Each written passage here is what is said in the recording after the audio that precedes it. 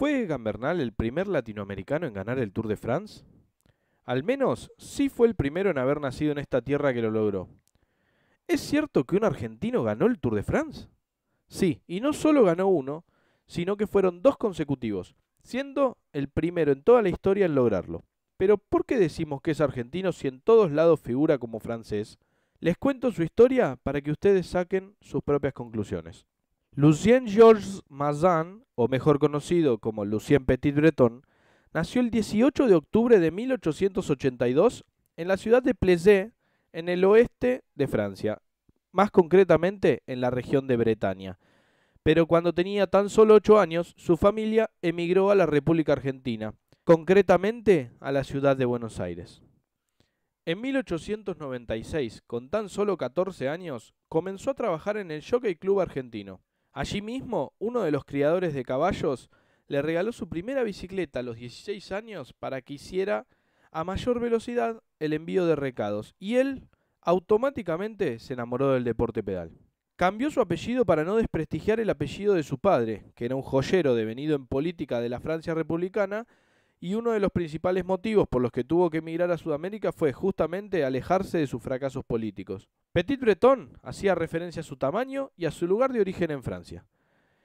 En diciembre de 1898 fue campeón argentino de fondo y del kilómetro en la pista, estando ya nacionalizado en el país de Sudamérica. Se hizo conocido para los europeos cuando en esa época la Unión Velocipédica de Argentina organizó la Luján Buenos Aires invitando a muchos corredores del viejo continente a competir. Petit Breton ganó esta competencia con media hora de ventaja y también ganó el Gran Premio de la República, en el que recibió una medalla de oro del presidente Julio Argentino Roca.